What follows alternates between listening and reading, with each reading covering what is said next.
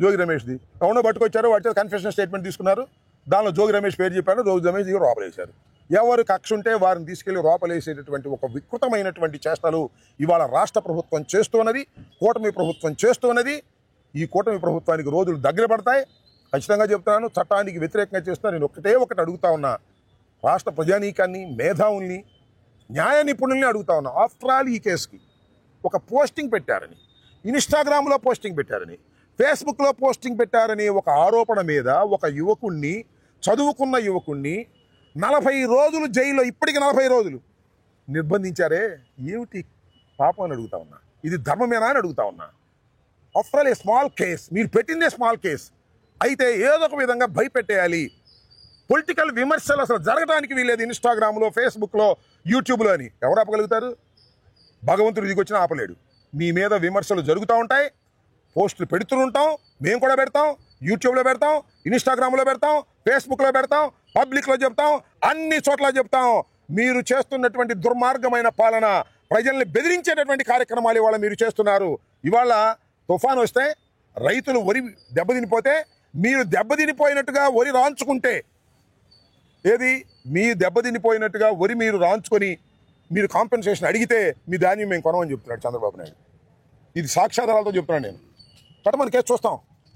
ఇలాంటి దౌర్భాగ్యమైనటువంటి బెదిరింపులు బెదిరిస్తూ చంద్రబాబు నాయుడు గారు ఇవాళ మా కుర్రోళ్ళని, మా సోషల్ మీడియా యాక్టివిస్టుల్ని బెదిరించాలనేటువంటి ప్రయత్నం చేస్తున్నారు.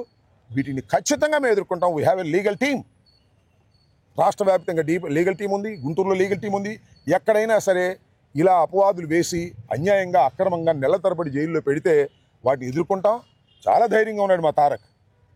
కాస్త బెయిల్ వచ్చేదాకా బెయిల్ ఇద్దరు చూడండి అన్న, 4 రోజులు పట్టింది బెయిల్, రేపు రావచ్చు అంటే సరే నన్ను ఏం పర్లేదు, ఉంటాను నేను, నాకేం భయం ఏం లేదు, జగనన్న కోసం ఏమైనా చేస్తాను, నేనేమి తప్పు చేయలేదు అన్నాడు. ఒక పొలిటికల్ కామెంట్ పెట్టారని ఇంత దుర్మార్గంగా పోలీసు వ్యవస్థను ఉపయోగించుకొని ఇన్వెస్టిగేషన్ అథారిటీ వక్ర మార్గంగా అమాయకుల్ని తీసుకెళ్లి వాళ్ళని బెదిరించి వాళ్ళ చేత తప్పుడు స్టేట్మెంట్ ఇచ్చే కార్యక్రమం మానుకోండి. ఇన్వెస్టిగేషన్ అథారిటీస్కి చెప్తున్నా, ఏ పోలీస్ అధికారికైనా చెప్తున్నా, జాగ్రత్త అని మనవి చేస్తున్నా.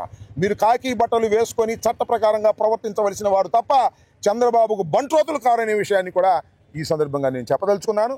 ఇలాంటి అక్రమాలను, అన్యాయాలని వైఎస్ఆర్ కాంగ్రెస్ పార్టీ ఎదుర్కొంటుందని కూడా నేను చెప్పదలుచుకున్నాను. సాధ్యమైనంత త్వరలోనే మరి తారక్కు బెయిల్ వస్తుందని మేము ఆశిస్తున్నాం. ఇంతకుముందు ఒక అతను అరెస్ట్ చేశారు, దానిలో ఒక ముద్దాయిగా అతన్ని కొట్టారని కోర్టులో చెప్పారు. అతనికి షూరిటీ మీద వ్యాజిస్ట్రేట్ గారు అప్పుడే బెయిల్ ఇచ్చేశాడు. కానీ ఇతరుల మాట నిర్బంధించి అనేక రకాల కేసులు పెట్టి అనేక రకాల కన్ఫెషన్ స్టేట్మెంట్స్ తీసుకోవాలనేటువంటి ఒక దుర్మార్గమైన ప్రయత్నం ఇన్వెస్టిగేషన్ అథారిటీస్ చేస్తున్నాయి.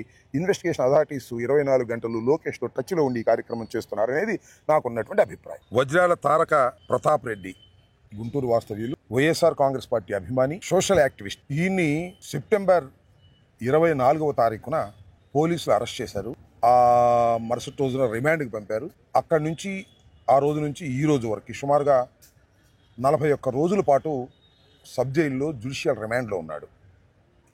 ఆయన ఈరోజు పరామర్శించడానికి న్యాయవాది బృందం, నేను, అలాగే గుంటూరు 1 ఇన్ఛార్జ్ ఫాతిమా గారు వచ్చి వారిని పలకరించడం జరిగింది.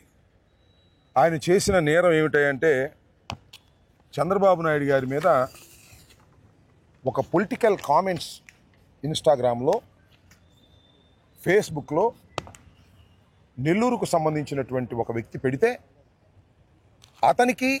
ఇతనికి కనెక్షన్ ఉందని చెప్పేసి ఈయన అరెస్ట్ చేశారు.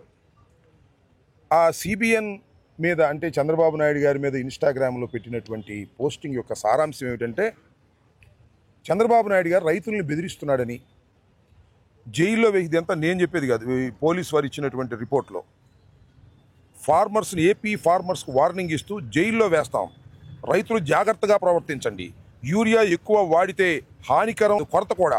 The said urea had posted that the honourable chief minister is abusing farmers, expressing that urea అధిక మొత్తంలో వాడితే కొనేవాడు కూడా ఉండటం లేదు, కావున ఇలాంటి న్యూసెన్స్ చేస్తే వాళ్ళను తీసుకెళ్లి బొక్కలో పెట్టి అక్కడ పనిష్ చేస్తాను, రైతులుగా ప్రవర్తించండి, మొన్ననే 7,000 రూపాయలు మీ అకౌంట్లో వేశాము, మీరు ఎక్కువ యూరియా వేస్తే దీనివల్ల ప్రజల ఆరోగ్యానికి హానికరం అవుతుంది, పెస్టిసైడ్స్ ఎక్కువ వాడితే క్యాన్సర్ వస్తుంది అని ఆయన అన్నాడని ఎవరో పోస్ట్ చేస్తే అతన్ని కన్ఫెషన్స్ తీసుకొని తారకని అరెస్ట్ చేశారు. ఎంత దుర్మార్గం అండి! సరే అరెస్ట్ చేశారు, నేరం చేశాడా లేదా అనేది నిర్ణయించవలసింది న్యాయస్థానాలు. ఇవాళ ఎన్ని రోజులు అయిందండి? 41 రోజులైంది. ఒక కుర్రవాడు, పెళ్లి కాని వ్యక్తి, యువకుడు వైఎస్ఆర్ కాంగ్రెస్ పార్టీకి అనుకూలంగా ఉంటే అతన్ని తీసుకెళ్ళి 40 రోజుల పాటు మీరు జైల్లో పెట్టారు. ఏంటి ఆయన ఏమన్నా హ్యాబిచువల్ అఫెండరా అని అడుగుతా ఉన్నా.